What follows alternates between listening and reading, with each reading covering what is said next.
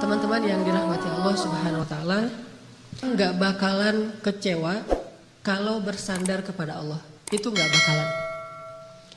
Bahkan kita bisa bilang mustahil.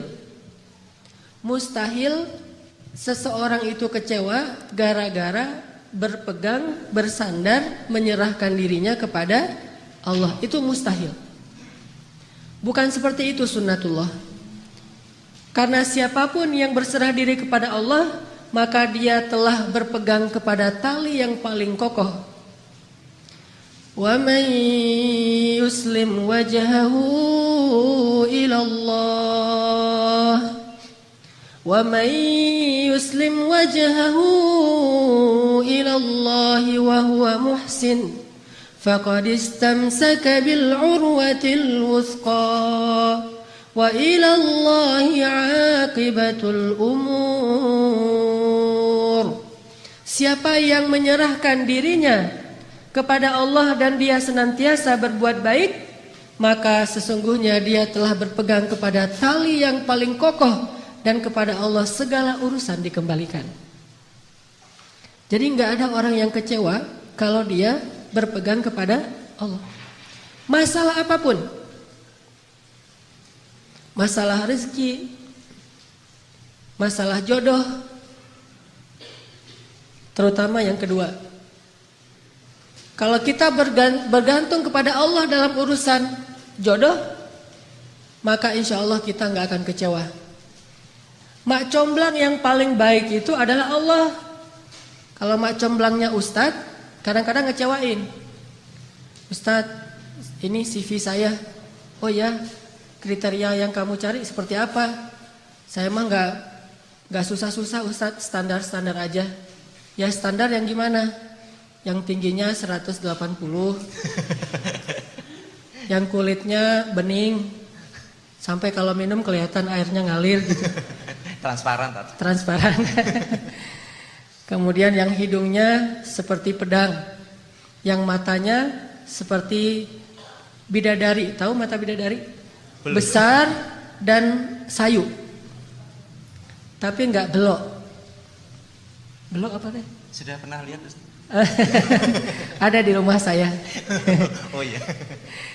Nah ini kriterianya. Terus kata Ustadz, kalau yang kayak gitu Ustadz juga mau gitu ya. Akhirnya pas ketemu Ustadznya duluan yang ta'arufan.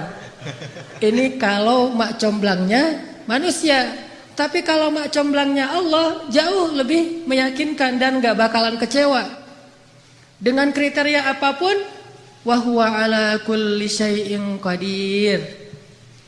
Dan kalau Allah menjanjikan yang baik akan ketemu dengan baik, pasti innahu la yukhliful mi'ad. Allah tidak pernah mengingkari janjinya. Masalah apapun, kita harus mengandalkan Allah. Coba deh, selalu ngandelin Allah.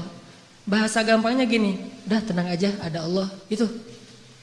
Dan kalau kita sudah melibatkan Allah, la yudayyi'akallahu idzan. Itu pasti, Allah nggak bakalan ngecewain kamu.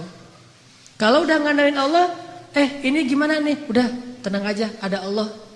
Allah tidak akan mengecewakan. Salah satu kalimat udah tenang aja, ada Allah adalah la tahzan, innallaha ma'ana. Kalau kita ada teman lagi galau gitu, terus kita bilang, la tahzan, innallaha ma'ana. Apaan tuh? Kan dia bingung. Mending kita terjemahin aja. Gak harus persis kalimat la tahzan, innallaha ma'ana. Karena kalau kita baca hadis, ada tambahan lagi tuh. Kata Nabi kepada Abu Bakar, ma dhannuka bisnain, Allahu thalithuhuma. Ya Abu Bakar, kenapa kamu berpikir kita cuma berdua, padahal Allah yang ketiga? Kalau dalam ayat la tahzan, innallaha ma'ana. Kalau bahasa kita, woles bro, woles, tenang aja, ada Allah. Santai bro, karena ada Allah. Itu bahasa Arabnya la tahzan, innallaha ma'ana. Andalin Allah dalam masalah kita. Ada masalah apapun, serahin aja sama Allah. Bismillah, la haula wala quwata illa billah. Bahkan kadang-kadang hanya dengan berzikir la haula wala quwata illa billah, Allah kasih keajaiban yang luar biasa. Karena setelah seseorang bersandar kepada Allah, la yudayya'anallahu idzan, pasti Allah enggak akan ngecewain. Coba teman-teman bayangin, Nabi itu udah ikhtiar habis-habisan. Ketika beliau mau hijrah ke Madinah, beliau tidak langsung menuju ke arah Madinah, tetapi malah menuju ke arah yang berlawanan dengan kota Madinah untuk menghindari pengejaran dari orang-orang kafir Quraisy. Yang kemudian beliau menginap beberapa malam di dalam Gua Thur. Sebetulnya kalau mau disebut lebih pantas bukan gua, tetapi lubang, karena kecil sekali. Dan kemudian beliau meminta tolong kepada keluarga Abu Bakar untuk membawakan makanan setiap hari, yang waktu itu dibawa oleh Asma bintu Abi Bakar yang sedang hamil 7 bulan. Naik turun gunung untuk bawa makanan kepada Rasulullah. Kemudian anak laki-laki Abu Bakar menghilangkan jejak dan mencari berita. Ikhtiar yang udah maksimal. Tapi qadarullah, ketahuan juga. Ada pembaca jejak yang tahu ternyata Muhammad bukan menuju ke arah kota Madinah, tetapi berlawanan. Sehingga mereka mengejar Rasulullah sampai di mulut gua. Di sini ada pelajaran, gimana pun hebatnya ikhtiar kita, selalu ada celah untuk bisa gagal. Walaupun tetap kita harus berikhtiar, tetapi tidak akan pernah sempurna dengan hanya ikhtiar logika kita.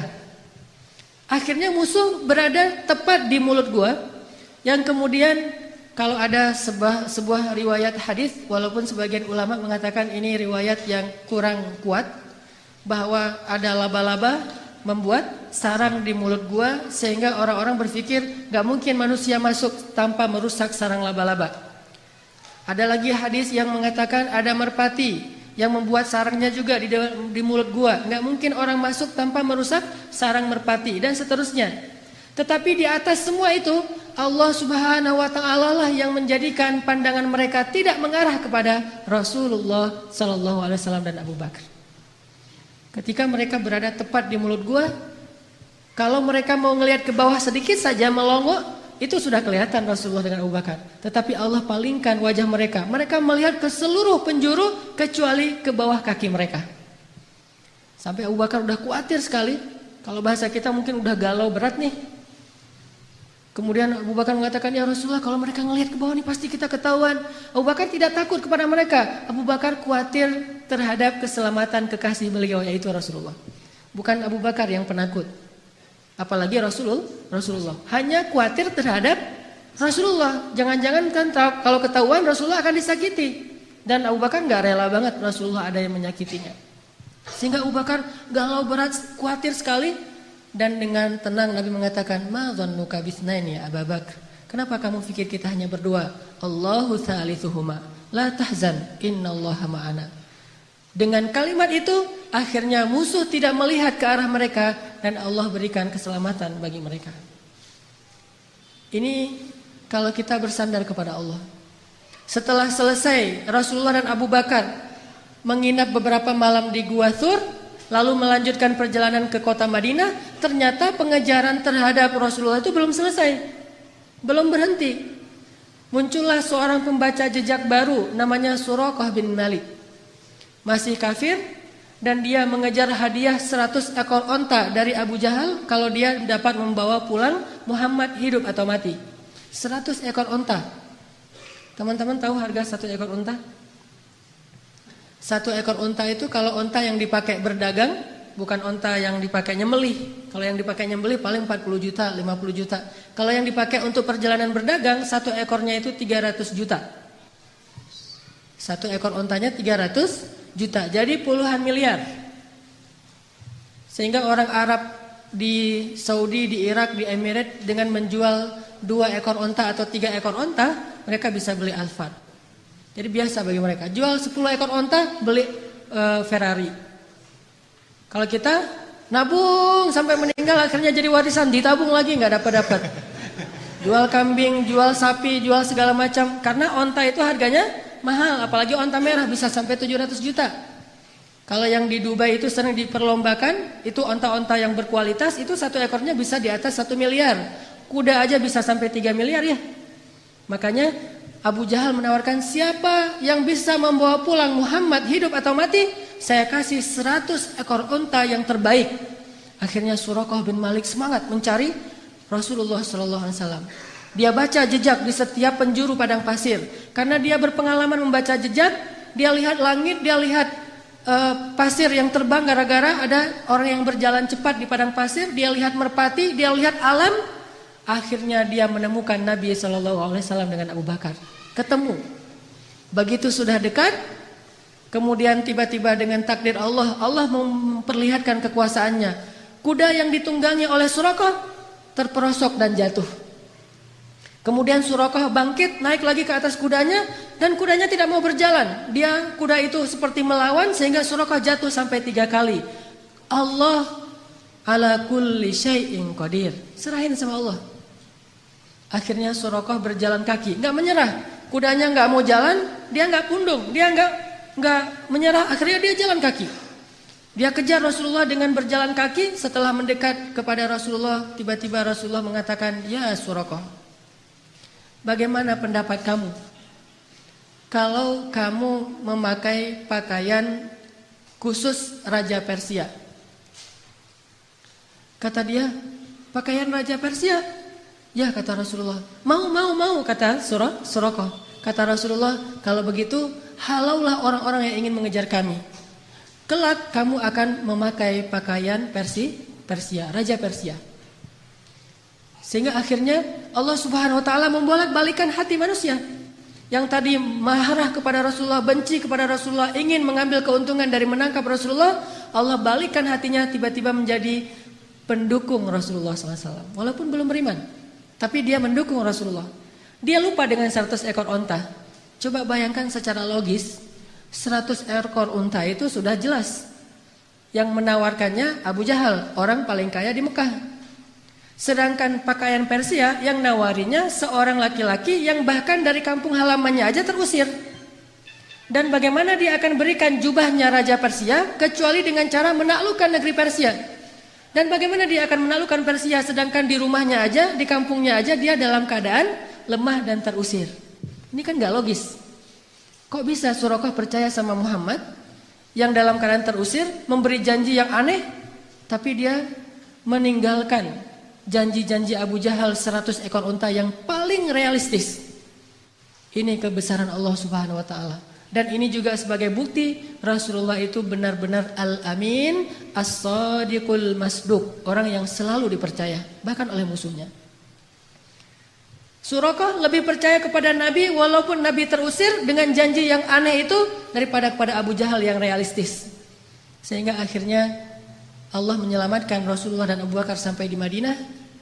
Selang beberapa tahun setelah Nabi SAW wafat, pada masa kekhalifahan Umar bin Khattab, akhirnya Islam berhasil membebaskan Persia dan menaklukkan kerajaan-kerajaan yang zalim di sana. Lalu salah satu ghanimah harta yang dibawa dalam peperangan itu adalah jubahnya Raja Persia, dibawa ke Madinah. Ketika jubah Raja Persia sampai di Madinah, diserahkan kepada Umar. Umar teringat dengan janji Nabi, sehingga Umar bertanya, Aina Suraqah? Di mana Suraqah bin Malik? Ternyata Suraqah sudah masuk Islam. Kemudian dia datang, saya ya Amirul Mukminin, saya Suraqah, udah tua dia. Kata Umar, ya Suraqah, masih ingat dengan janji Rasulullah kepadamu? Suraqah bingung, janji yang mana? Dia udah lupa dengan janji Nabi. Kemudian kata Umar, sesungguhnya dulu Nabi pernah berjanji akan memakaikan kepadamu pakaian Raja Persia. Oh ya, saya masih ingat waktu itu Nabi berjanji demikian. Maka wahai Suraqah, pujilah Allah, sesungguhnya Allah telah mengabulkan janji-janji itu. Dan inilah pakaian Raja Persia, pakailah. Pas dilihat oleh Suraqah, sutra semua, bagus sekali pakaiannya. Dia ganti bajunya, dia pakai baju Raja Persia, dia pakai mahkotanya, dia pakai sepatunya, dia pakai pedang yang bertahtakan banyak berlian-berlian di atasnya. Sehingga Suraqah tiba-tiba seolah-olah menjadi Raja Persia. Dia muter-muter keliling kota Madinah. Oh, saya Raja Persia, saya Raja Persia. Sehingga semua orang tertawa terhadap Suraqah dan mereka bersyukur kepada Allah Subhanahu wa taala yang telah menepati janjinya melalui lisan Nabi sallallahu alaihi wasallam. Muhammad sallallahu alaihi wasallam. Libatkan Allah dalam urusan kita, gak bakalan kecewa. pakai Allah, andalkan Allah, berserahlah kepada Allah dalam urusan kita, sepele apapun. Bukankah Nabi mengatakan, mintalah kepada Allah walaupun cuma garam? Masak, aduh garam habis, Allah garam, gitu. Saya dulu ketika sempat dulu ikut jamaah tablik ketika saya masih SMA, ada satu hal yang saya belajar dari jamaah tablik waktu itu tentang nggak boleh minta sama manusia. Jadi kita kalau jamaah tablik itu makan kan di talam gitu ya, makan bareng-bareng rame-rame gitu, satu talam ada 5 orang. Nah, yang petugas khidmatnya membagi-bagikan lauk setelah nasinya ditaruh di talam, kemudian lauknya dibagi-bagiin. Ada ikan, ada sayur segala macam. Setelah selesai dibagi-bagikan, karena mungkin jumlah pesertanya banyak, lauknya sedikit, akhirnya dibaginya sedikit-sedikit.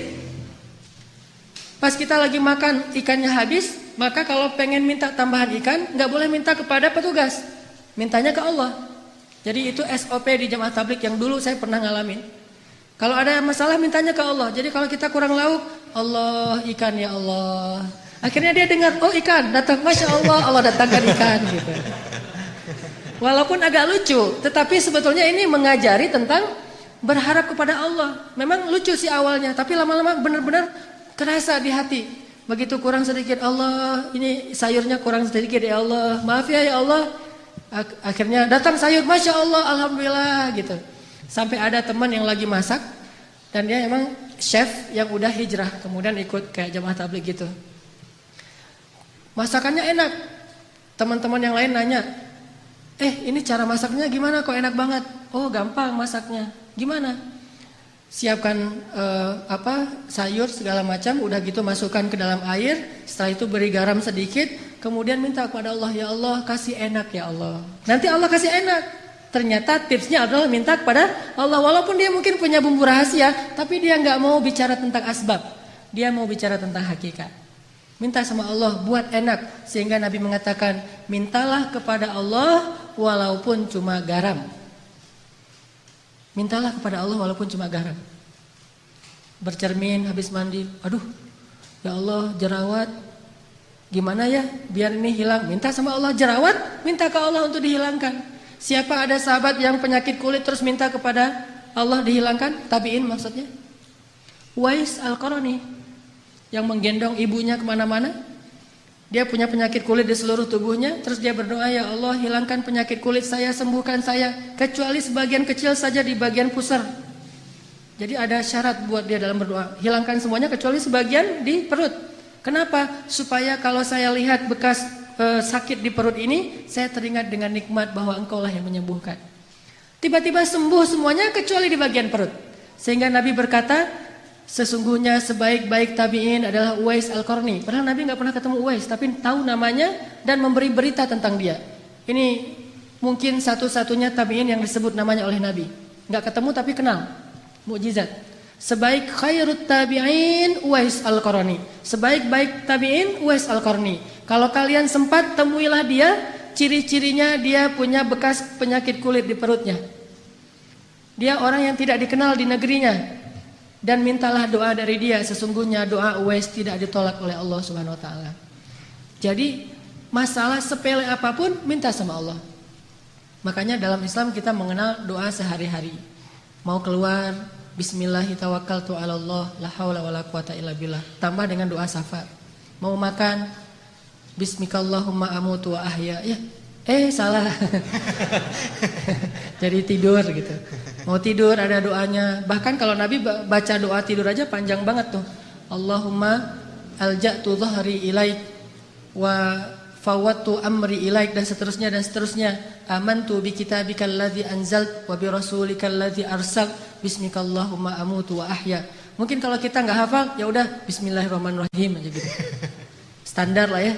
Kemana-mana bismillahirrahmanirrahim, la haula wala quwata illa billah. Pokoknya ada masalah apapun libatin Allah. Kalau bahasa sosial media, jangan lupa nge-tag Allah. Jangan lupa nge-mention Allah. Gimana nge-tag Allah sama nge-mention Allah? Teman-teman pernah nggak diundang makan sama atau diajak makan sama temennya, ditraktirin makan, udah gitu foto-foto karena ternyata tempat makannya itu cozy, instable, layak untuk di selfie-in gitu. Wah ini tempat makannya cozy banget nih, selfie yuk, selfie gitu ya. Udah selesai selfie, udah gitu kita posting.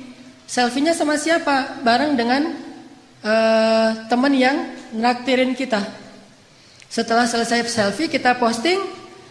Etis nggak kalau kita posting, tapi kita nggak nge-tag orang yang mentraktir kita? Nggak etis ya?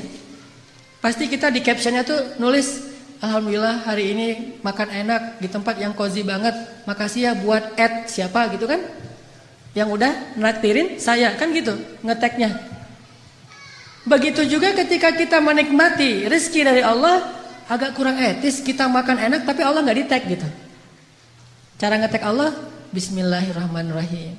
Allahumma barik lana fima razaqtana. Alhamdulillahilladzi at'amana hadza wa razaqnahu min ghairi haulin minna wala quwwah. Kita nge-tag Allah, ini nikmat dari Allah, ini nikmat dari Allah. Itu baru etis.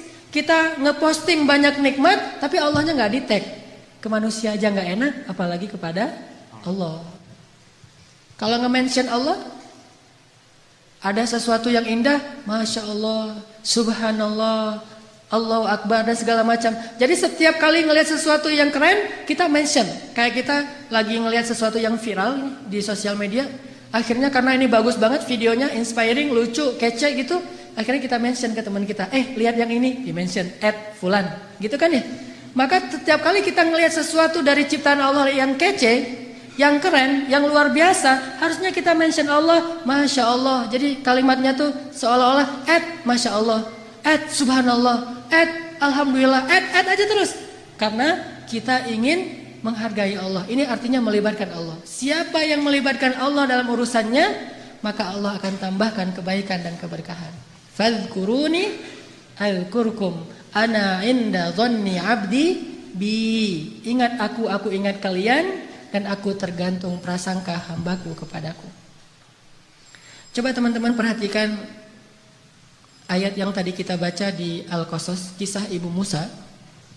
Ini salah satu contoh orang gak bakalan kecewa kalau ngandelin Allah. Jadi ceritanya Fir'aun itu bikin peraturan, keputusan presiden, bahwa kalau Bani Israel melahirkan bayi laki-laki bakal dibunuh. Sejak ketahuan bayi laki-laki lahir, langsung diambil sama prajurit. Ada yang dibunuh di tempat dengan digorok, ada yang dibakar hidup-hidup, ada yang dibenamkan dalam pasir, ada yang dihanyutkan ke sungai. Bahkan yang lebih menyakitkan lagi, ada yang dijadikan sebagai makanan hewan-hewan peliharaan Fir'aun di istana. Harimau, singa, bayi-bayi Bani Israel. Yudzabbihuna abna'akum wa yastahyuna nisa'akum. Mereka membunuh bayi-bayi laki-laki kalian dan memperbudak perempuan-perempuan kalian. Dan itu ayatnya banyak sekali. Sampai setelah sekian tahun bayi laki-laki Bani Israel terbunuh terus, akhirnya Bani Israel ini kekurangan laki-laki. Karena kekurangan laki-laki yang bekerja di kuli-kuli bangunan segala macam sudah berkurang. Budak-budak sudah berkurang, yang kuat-kuat sudah nggak ada. Akhirnya Firaun mengubah kebijakannya. Karena dia juga takut kehilangan budak. Orang Kipti itu nggak mau kerja. Orang Mesir asli namanya Kipti. Bahasa Inggrisnya Egyptian. Tetapi Islam tidak mengenal Egyptian, hanya mengenal Misri. Makanya udkhulu Misra aminin. Masuklah Mesir, bukan masuklah Egypt. Kalau dalam Al-Quran, Mesir itu tidak disebut Egypt. Kenapa orang Inggris nyebutnya Egypt? Karena ingin menghilangkan sejarah Islam dan mengambil sejarah Fir'aun. Bahwa yang tinggal di sana itu suku Kipti atau Egyptian.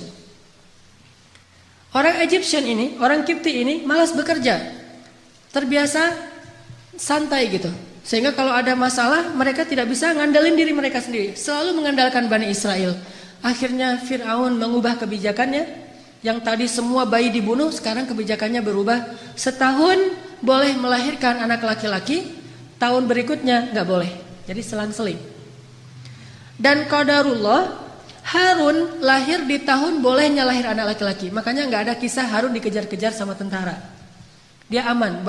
Begitu dia lahir, oh ini tahun yang boleh lahir anak laki-laki, tumbuh tanpa ada ancaman. Kakaknya Musa. Sedangkan Musa lahir di tahun gak boleh lahir anak laki-laki.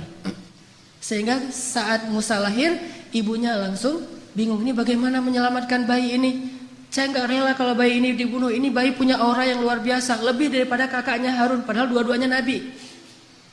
Akhirnya Allah ilhamkan kepada ibu Musa lewat mimpinya. Kemudian ibu Musa konsultasi dengan ulama-ulama Bani Israel, dan ternyata mimpi itu benar. Dia disuruh menghanyutkan Musa ke sungai Nil. Ini tidak logis. Tetapi tidak butuh logis kalau yang menyuruhnya Allah Subhanahu wa taala. Gak harus logis kalau yang menyuruhnya Allah. Karena logika atau hukum ilmiah itu adalah ciptaan Allah. Allah bisa melakukan sesuatu dengan hukum ilmiah, atau tidak dengan hukum ilmiah, atau bahkan bertentangan dengan hukum ilmiah. Seorang lahir tanpa ayah, tanpa ibu, Adam. Atau tanpa ayah hanya punya ibu, Isa. Atau bahkan seekor onta lahir bukan dari induknya tapi dari batu, untanya Nabi Shalih. Allah bisa melakukan sesuatu sesuai dengan hukum ilmiah, bertentangan dengan hukum ilmiah, atau tidak seperti hukum ilmiah. La haula wala quwata illa billah. Sehingga akhirnya setelah diyakinkan oleh banyak ulama, banyak kiai-kiai Bani Israel, Bu, hanyutkan bayinya ke sungai Nil, serahkan sama Allah, udah biarin aja Allah yang ngurus. Tapi nanti kalau hanyut gimana? Nanti kalau dimakan kuda Nil gimana? Nanti kalau sampai ke Sudan, kan Nil itu panjang ya, melintasi dua negara, Mesir dan Sudan. Tapi kemudian diingatkan lagi, Allah tidak akan mengecewakan. Bukankah Allah mengatakan, kami pasti akan mengembalikannya kepadamu wahai ibu Musa? Maka la tahzani, jangan khawatir wahai ibu Musa. Udah gak usah khawatir. La takhafi wa la tahzani, jangan takut, jangan sedih. Jadi kalau kita udah benar-benar bersandar sama Allah, hilang rasa takut yang berlebihan, galau yang berlebihan itu hilang. Jadi orangnya santai, udah tenang aja ada Allah. Akhirnya ibu Musa menghanyutkan bayinya ke sungai Nil dengan sebuah tabut kayak keranjang gitu. Dan Allah punya skenario yang sangat unik. Yang tadi dihanyutkan ke sungai Nil menghindar dari Fir'aun, ternyata justru Allah membelokkan keranjang itu masuk ke sebuah selokan yang membawanya ke arus tempat pemandian keluarga Fir'aun. Jadi dihindarkan dari Fir'aun, malah didatangkan kepada Fir'aun. Ini unik skenario Allah. Makanya gak harus logis untuk taat. Taat aja, ntar Allah memberikan kita pemahaman. Logika manusia butuh waktu untuk memahami maksud Allah. Al-Quran aja dibuktikan secara ilmiah kadang-kadang setelah 1000 tahun. Marajal bahraini yaltaqiyan bainahuma barzakhul la yabghiyan. Mungkin para sahabat dulu bingung, mana ada dua laut yang bertemu tapi tidak bercampur. Apakah gara-gara belum bisa difahami, belum logis lantas dibantah? Logika kita itu loadingnya lambat. Butuh waktu 1000 tahun hanya untuk membuktikan kebenaran satu ayat. Coba kalau belum terbukti kita gak beriman, butuh 1000 tahun. Usia kita cuma 60 tahun. Maka katakan saja sami'na wa ata'na, serahin sama Allah. Allahu a'lam, wallahu ya'lamu wa antum la ta'lamun. Allah tahu, kalian gak tahu. Malah masuk ke dalam selokan yang membawa Musa kepada keluarga Fir'aun. Ditemukan sama dayang-dayang. Pas dibuka kotaknya ternyata ada bayi yang sehat, yang luar biasa auranya. Semua orang yang lihat pasti jatuh hati kepada bayi ini. Dibawa masuk ke istana, diserahkan kepada istri Fir'aun. Langsung istri Fir'aun jatuh hati. Dan qadarullah, waktu itu istri Fir'aun belum punya anak, sehingga sangat menginginkan anak laki-laki. Dan ini yang paling keren nih. Apa kata istri Fir'aun? Qurratu ainin li walak. Anak ini menyejukkan hati saya dan hatimu wahai Fir'aun. Apa kata Fir'aun? Laki la liya. Menyejukkan hatimu, hati saya tidak, kata Fir'aun. Dari sejak awal juga mereka udah musuhan. Musa juga ngelihat Fir'aun. Bentar, lihat aja. Dari bayi. Cerdas ini bayi. Jadi dari bayi juga udah tahu, ini bakalan musuh saya. Dan itu sahih beritanya. Apa sahihnya? Sampai suatu malam ketika Asia gendongin Musa ngeklek gitu ya, ketawa sama Asia, sama istri Fir'aun, ibu angkatnya. Sedangkan Fir'aun dari kejauhan dia aja gak mau dekat-dekat.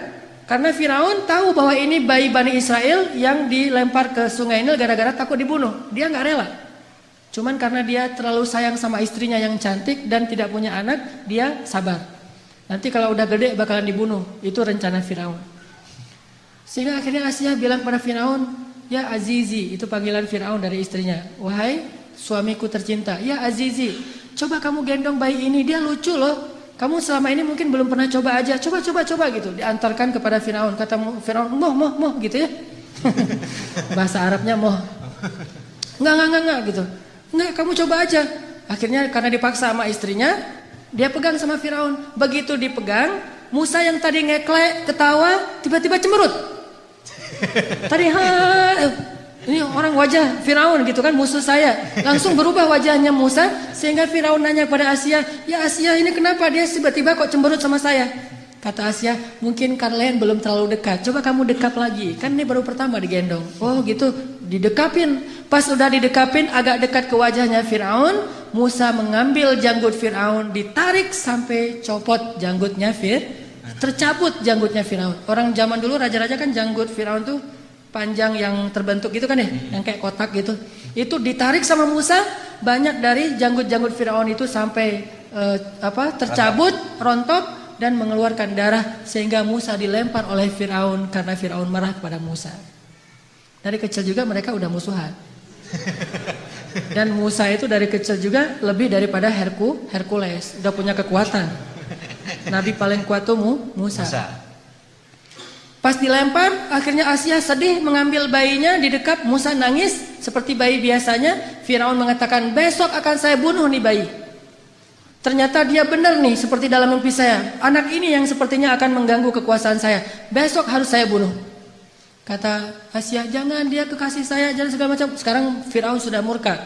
Akhirnya diumumkanlah ke seantero Mesir bahwa besok dia akan membakar hidup-hidup seorang bayi Bani Israel di depan orang banyak sebagai pelajaran.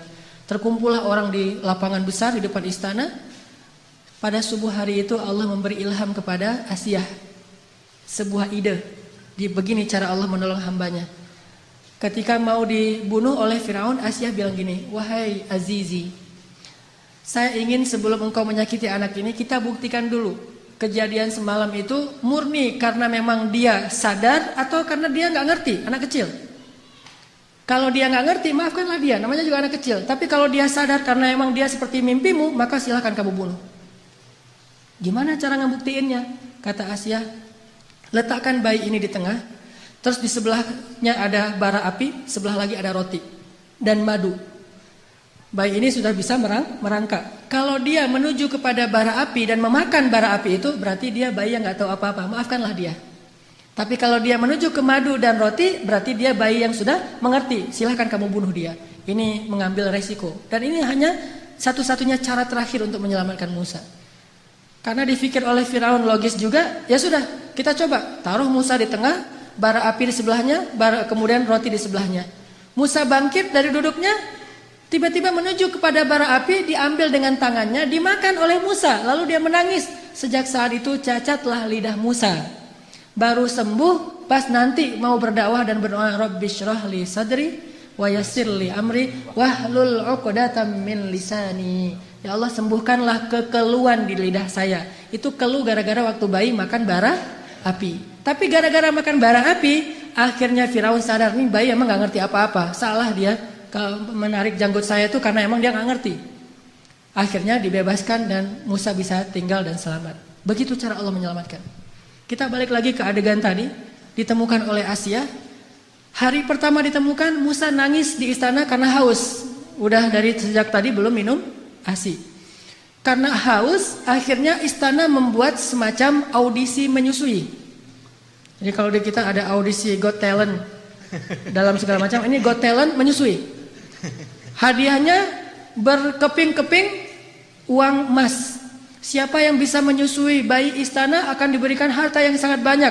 Sehingga banyak ibu-ibu yang ikut audisi, pengen mendapatkan golden ticket. Ngantri ini, wah, selfie-selfian gitu di depan istana Firaun. Wah, ikut audisi gitu ya. Datang menyusui, gagal yang satu, gagal aja terus. Kalau dalam bahasa sekarang, kalau aku sih yes, nggak tahu Mas Anang gitu ya. Gagal aja, nggak ada yang lulus audisi. Ternyata di baris terakhir dari antrian itu ada mbaknya Musa yang nggak disebutkan namanya. Jadi keluarga Musa ini ada 3 orang soleh, kakaknya Harun, kemudian mbaknya yang nggak disebutkan namanya, kemudian Musa. Ini 3-tiganya anak-anak yang soleh-solehat. Mbaknya Musa tadi ditugaskan oleh ibunya mencari berita tentang adiknya, tentang bayi Musa. Mbaknya ikut antrian, padahal masih ABG, tapi pengen nyusuin, kan ini agak aneh nih. Sehingga pengawal bilang, kamu mau ngapain? Mau ikut audisi. Lah, ini untuk orang yang sudah punya anak, tetapi saya bisa menawarkan orang yang baik untuk bisa menyusui bayi itu. Setelah debat panjang, akhirnya ikut juga. Ternyata ini yang lulus audisi. Kalau aku sih yes gitu. Apa kata dia kepada keluarga Firaun? Maukah kalian saya tunjukkan keluarga yang bisa menyusui dan berlaku baik kepada anak ini? Kata Asia, ya sudah bawa mereka ke sini. Kalau mereka bisa, nanti saya kasih hadiah yang banyak. Pulang langsung si mbaknya Musa lari ke rumah, mak gitu. Apa itu adek lagi nangis minta susu. Terus kenapa? Nggak ada yang bisa menyusui dia. Mungkin mak yang bisa menyusui dia. Akhirnya ibunya datang. Begitu didekap oleh ibunya, namanya juga ibu sendiri. Langsung saya sih yes. Akhirnya ibunya lulus audisi. Ngelihat Musa diam di tangan ibunya. Akhirnya Asia pun jatuh hati kepada keluarga itu dan mengatakan, hadiah untuk kalian adalah emas dengan sangat banyak, berkilo-kilogram emas. Bukan hanya itu, mulai sekarang tinggallah di istana. Sehingga akhirnya ibunya Musa tinggal di istana, ayahnya Musa tinggal di istana, mbaknya Musa tinggal di istana, kemudian masnya Musa tinggal di istana. Musa juga semuanya tinggal di istana, dirawat dan dibiayai oleh negara, oleh istana, oleh kerajaan, dan mereka mendapatkan gaji yang sangat besar. Siapa yang ikut cara Allah pasti beruntung. Bayangin kalau dulu ibu Musa nggak percaya dengan perintah Allah, masa sih dihanyutin ke sungai Nil segala macam? Mungkin selamanya mereka jadi buronan, pindah-pindah dari satu negeri karena takut dikejar oleh tentara Firaun, dan selamanya miskin. Tapi karena dia ikut cara Allah, wa may yattaqillaha yaj'al lahu makhraja wa yarzuqhu min haitsu la yahtasib. Wa may yattaqillaha yaj'al lahu min amrihi yusra. Siapa yang bertakwa atau taat kepada Allah, Allah kasih jalan keluar. Siapa yang taat kepada Allah, Allah kasih rezeki yang tidak terduga-duga. Siapa yang taat kepada Allah, Allah mudahkan setiap urusannya. Keep the faith, as-siqah billah, percaya deh sama Allah. Nggak ada modal Ustadz, pengen nikah, ada Allah. Sehingga pas datang ngelamar, ada apa dek? Ini pak, saya mau melamar putri bapak. Emang adik punya modal apa? Allah. Wah itu berat tuh. Nolaknya juga berat. Waduh ini pakai bawa-bawa Allah lagi gitu kan ya. Ya sih Allah, cuman yang kelihatan apa kan? Allah nggak kelihatan gitu ya. Ya walaupun gak kelihatan, Allah lebih pasti pak. Wa huwa ala kulli syai'in qadir. Bapak hafal surat Al-Muluk, jadi ceramah gitu. Jadi oh ternyata ada ini ustadz ya. Ya udah deh kalau ustadz gitu. Hafal Al-Quran, hafal surat apa? Al-Fatihah, Al-Ikhlas gitu. Oh ya udah itu aja maharnya. Lulus kan? Gara-gara mengandalkan Allah. Kalau perlu hafal beberapa ayat jitu masalah itu. Kalau mereka fuqara, asa ayyughniyahumullah. Pak, Allah berfirman, langsung datang-datang Allah berfirman, belum ngutarain ini. Assalamualaikum, waalaikumsalam. Monggo, silakan duduk. Ada apa? Apa yang bisa saya bantu? Ini Pak, saya hanya ingin sharing ayat. Awalnya langsung pakai ayat. Allah berfirman, kalau mereka fakir, Allah yang akan memberikan mereka kecukupan. Oh iya, benar saya tahu ayat itu. Terus Rasulullah bersabda, kalau datang seorang laki-laki yang baik akhlaknya melamar putri kalian, jangan ditolak. Wah, udah pakai Allah, pakai Rasul, susah ini. Pengalaman. Kalau ngandelin Allah itu selalu berhasil. Makanya saya tuh pernah dulu awal-awal saya belajar mobil, dulu saya suka ngebut-ngebut di jalan. Jadi bawa mobil dengan gaya motor. Kalau gaya motor kan selap-selip tuh. Bawa mobil kan nggak bisa gitu. Tapi karena saya emang senengnya ngebut, nggak sabaran. Di jalan saya ngebut, tiba-tiba di gang di Bandung tuh ada tentara naik motor keluar dari gang, saya tabrak sampai dia terjungkir jauh beberapa meter dan motornya itu ringsek. Alhamdulillah orangnya luka, nggak meninggal maksudnya, luka. Lalu dia pakai baju dinas kan? Alhamdulillah saya juga pakai baju dinas ustadz, pakai jubah, pakai sorban saya mah dulu. Setelah saya konsen dakwah di anak muda, di anak geng motor, baru saya mencocokkan penampilan saya dengan dunia anak muda. Dulu jubahan, sorbanan, baju dinas. Dia juga baju dinas, jadi sesama lagi dinas nih. Pas dia awalnya wajahnya udah merah mau marah, saya keluar dari mobil ngelihat wajah saya, ini kiai kualat nih kalau saya macam-macam. Akhirnya dia terpaksa kalem aja. Aduh maaf saya nggak sengaja ngelihat tiba-tiba keluar dari gang. Oh ya nggak apa-apa, saya mah dinas di situ di Baros, itu salah satu kantornya di Baros saya dinas. Ya saya juga lagi dinas ke masjid, mau ngajar ada pengajian sore ini. Oh ya udah nggak apa-apa Pak Ustadz, nggak apa-apa gitu. Udah aja. Ini gimana nih motornya? Nah gampang, nanti saya suruh orang untuk ngambil motornya. Udah alhamdulillah saya ganti rugi, dia nggak mau, selamat. Kenapa? Pertama mungkin ya karena Allah masih ingin menyelamatkan saya dari suatu musibah. Bukan karena kebaikan saya, tapi karena kemahaagungan Allah. Dan di sisi lain, mungkin salah satu rahasianya saya baca doa safar sebelum keluar. Soalnya ketika saya beli mobil, saya nggak mau pakai asuransi, sehingga karena nggak pakai asuransi, doa safarnya lebih serius. Kalau pakai asuransi kan, tenang ada asuransi. Tapi kalau nggak ada asuransi, ada Allah. Berarti doa safarnya yang panjang. Bismillahirrahmanirrahim wa mursaha bismillahirrahmanirrahim subhanallazi sakhkhara lana. Panjang, setengah jam doa safar doang. Kenapa? Ya Allah, ini mah enggak ada asuransi gitu. Jadi karena enggak ada asuransi, doanya lebih serius. Kalau ada asuransi, ada TLO, ada all risk kan gampang, ntar tinggal diklaim. Intinya karena ngandelin Allah, Allah mudahkan urusannya. Selalu kayak gitu. Kalau melakukan sesuatu karena Allah, selalu Allah mudahkan. Tapi kalau kita tidak melibatkan Allah, bara'atum minallah, Allah berlepas tangan. Dan kalau Allah berlepas tangan, siapa lagi yang bisa memudahkan selain Allah Subhanahu wa taala? Libatkan Allah. Ada seorang sahabat datang ke Nabi, dia bilang gini, "Ya Rasulullah, anak saya ditawan sama musuh." Ternyata anak dia itu ikut berjihad dan ketangkap sama musuh, ditawan. Dan musuh minta tebusan sekian ratus dinar, kalau nggak ditebus akan dibunuh. Dan waktu itu sahabat-sahabat yang kaya banyak yang lagi di luar kota juga lagi diutus untuk dakwah dan jihad. Sehingga tidak ada sahabat yang bisa membantu laki-laki ini. Rasulullah juga nggak punya apa-apa, nggak punya harta. Dia datang kepada Rasulullah, "Ya Rasulullah, anak saya ditawan, minta sekian ratus dinar, kalau saya nggak menebus, nanti anak saya akan dibunuh. Gimana ini ya Rasulullah? Dia hanya memberi waktu saya 1 hari sampai besok." Kemudian Rasulullah mengatakan, "Ya wahai Bapak, ya Syekh, perbanyaklah mengatakan la haula wala quwata illa billah." Oh gitu? Ya Rasulullah? Ya gitu. Akhirnya dia pulang, nggak ngomong, "Ya sih, la haula wala quwata illa billah." Tapi yang lain nggak ngomong kayak gitu. Udah aja kalau Allah bilang la haula wala quwata illa billah, hasbunallah wa ni'mal wakil, cukup Allah. Jangan bilang cukup Allah lalu ada kalimat tapi. Hasbunallah sih, cuman. Nah ini enggak hasbunallah, karena hasbunah itu tidak ada cuman. Oh gitu ya Rasulullah, gitu. Udah dia pulang, la haula wala quwata illa billah, la haula wala quwata illa billah. Sampai di rumah istri nanya, "Pak, gimana tadi sama Rasulullah? Udah dapat belum pinjaman untuk menebus anak kita?" "Udah dapat mah, ini luar biasa." "Apa?" "La haula wala quwata illa billah." "Oh gitu, la haula wala quwata illa billah." Berdua tuh, suami istri soleh-soleha, sama-sama athiqah billah, sangat keep the faith.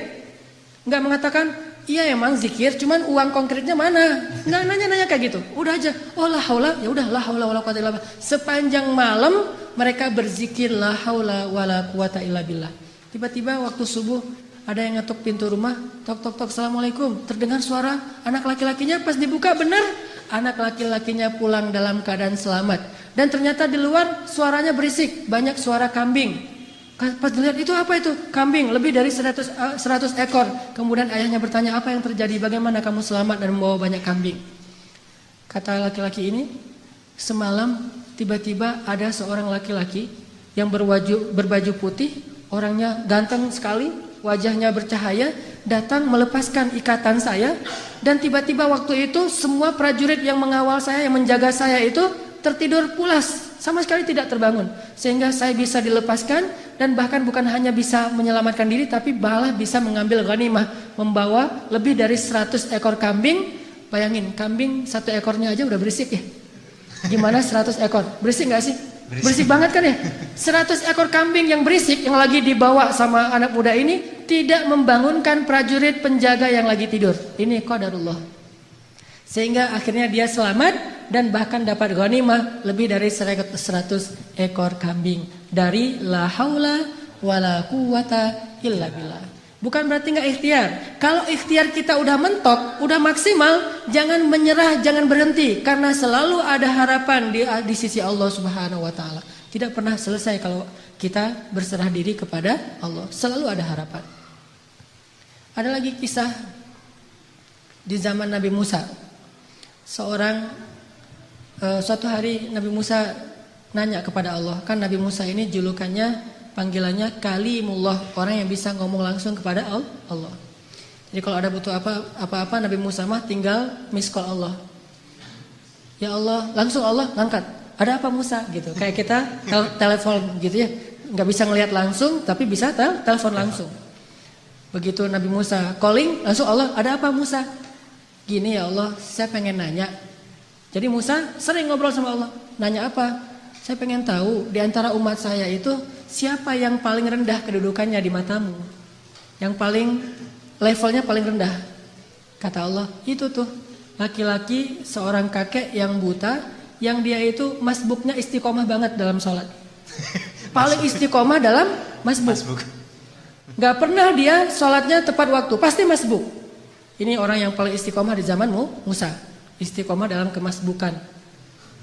Asal ada sholat, dia pasti paling belakang, datangnya menjelang salam. Jadi kalau ada yang taruh sendal paling belakang itu pasti dia. Kalau ada salam yang kemudian nanti berdiri lagi pasti dia.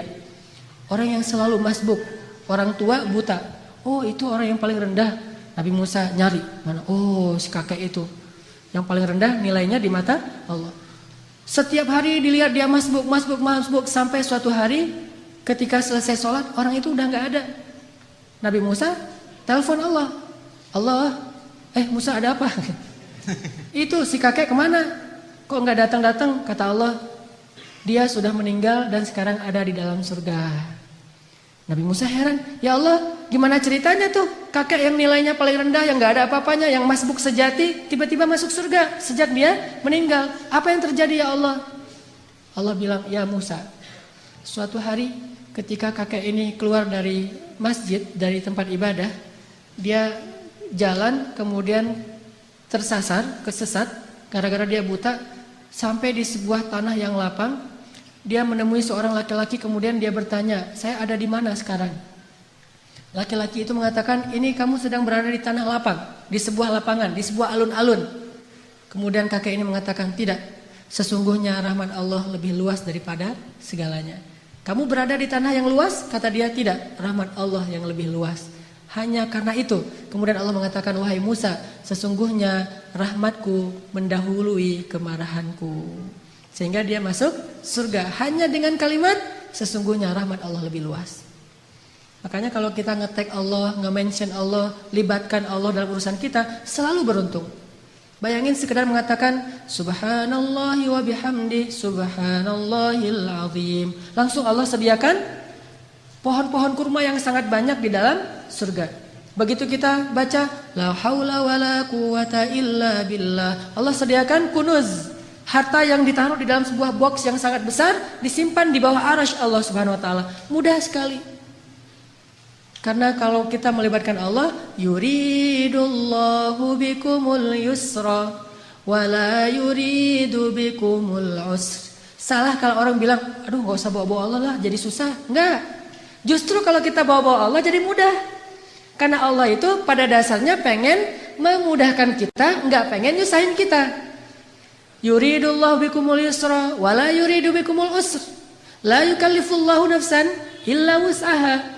Sampai ketika turun ayat ittaqullaha haqqa tuqatih, bertakwalah kepada Allah sebenar-benar takwa. Para sahabat kemudian ngeluh, ya Rasulullah kami enggak sanggup kalau sebenar-benar takwa. Terus gimana? Turun lagi ayat di surat At-Taghabun, fattaqullaha mastata'tum. Kalau enggak bisa sebenar-benar takwa, ya udah bertakwa semampu kalian aja. Coba lihat. Allah memudahkan urusan hambanya, sehingga kalau kita melibatkan Allah, maka insya Allah Allah akan memudahkan urusan kita. kisah lagi, mungkin ada 2 atau 3 kisah lagi. Bukti bahwa kalau kita melebarkan Allah itu mudah. Ada seorang nenek di zaman Nabi Musa, sudah menikah sekian puluh tahun belum dikaruniai anak. Datang kepada Nabi Musa, "Ya Nabi Allah, ada apa nek? Saya mau minta tolong. Ya, saya itu udah nikah sekian tahun tapi belum dikaruniai anak. Sedangkan engkau bisa bicara langsung dengan Allah. Boleh nggak saya minta tolong? Minta dong ke Allah, ya Allah beri saya 1 orang anak saja." "Oh baik nek, nggih," gitu kata Nabi Musa. Telepon, "Ya Allah." Allah bilang, "Ada apa Musa?" "Ini nih, ada nenek-nenek minta diberikan anak 1 orang aja katanya, karena dia tidak punya keturunan." Apa kata Allah? "Ya Musa, bilang kepada nenek itu bahwa takdirnya dia tidak akan punya anak. Itu sudah takdir." Kemudian Nabi Musa bilang, "Nek, sabar ya." Kata Allah, "Oh ya, udah ada jawaban dari Allah, udah ada. Gimana jawabannya?" "Takdir nenek mah nggak akan punya anak." "Oh gitu, ya sudah, assalamualaikum." Waalaikumsalam, pulang. Sepanjang jalan sampai di rumah dia mengatakan, "Ya Rahim, ya Rahim.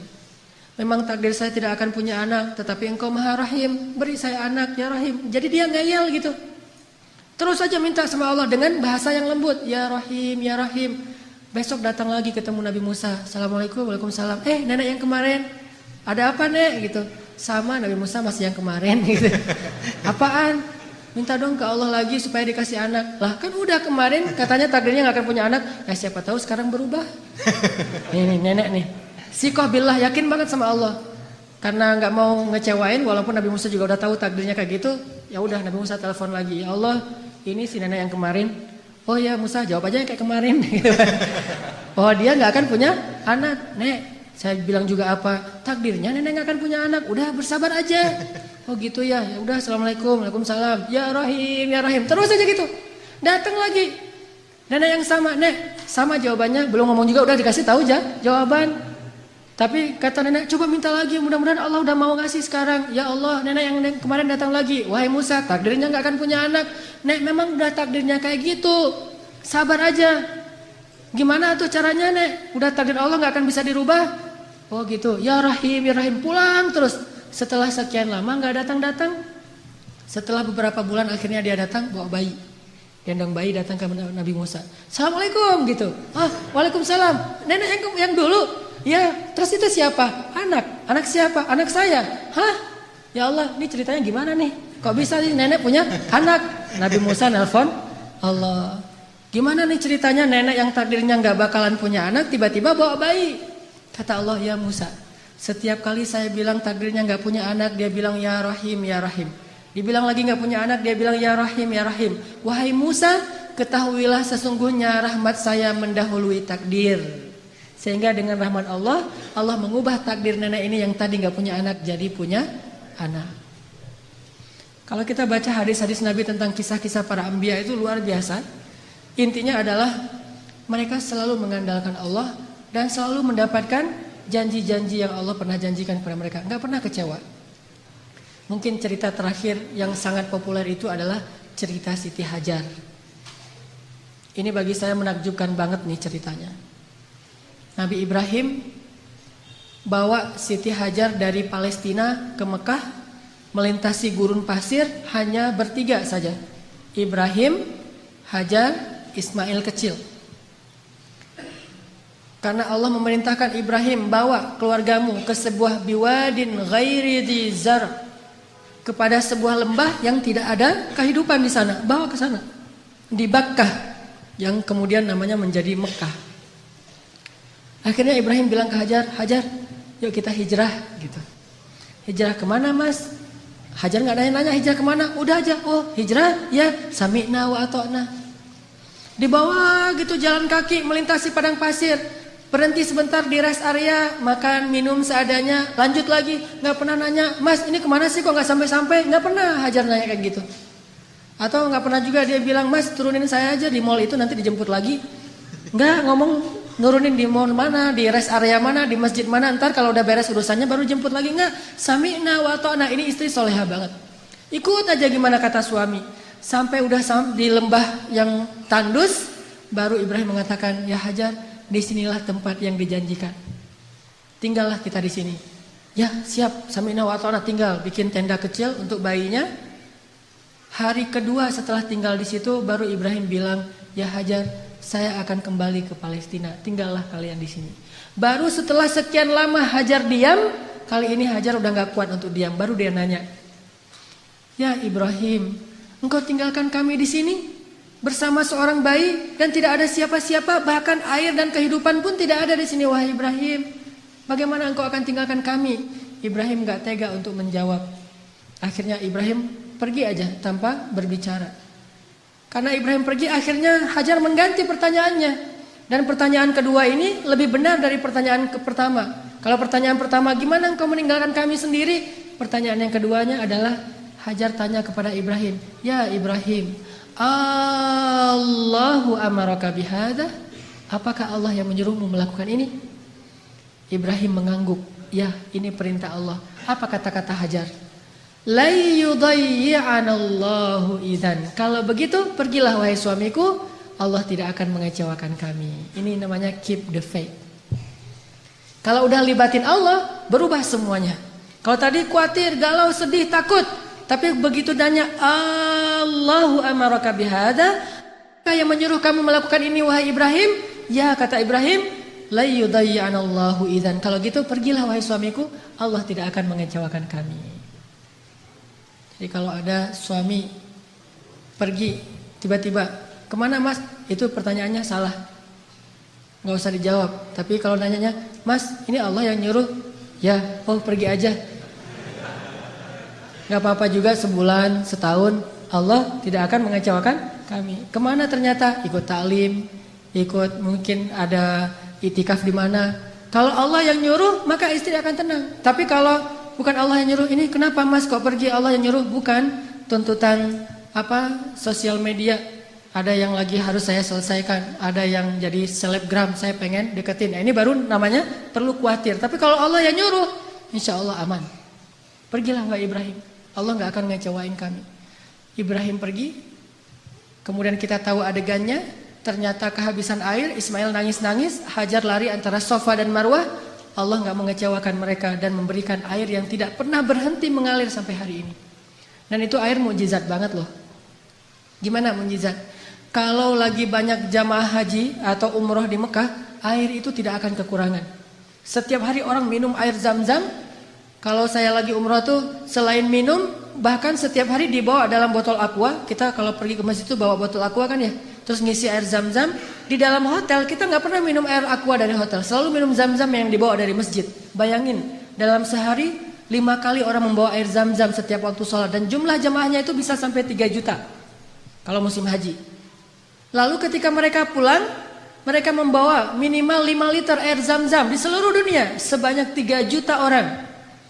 Air Zam-Zam tidak mengering, keluar sebanyak-banyak yang dibutuhkan. Tapi begitu haji selesai, umrah belum dibuka, Mekah sepi. Tidak ada yang umrah kecuali orang lokal saja. Paling-paling ratusan orang, tidak sampai 1000 orang. Tapi walaupun yang datangnya sedikit, yang minumnya sedikit, air Zam-Zam tidak membanjiri kota Mekah. Ini namanya berkah. Kalau butuh banyak keluar banyak, kalau butuh sedikit keluar sedikit. Bukan pas butuh banyak airnya putus, atau pas butuh sedikit airnya jadi banjir, soalnya biasanya keluarnya banyak. Enggak kayak gitu Zam-Zam, sangat berkah. Dan itu gara-gara kata Hajar,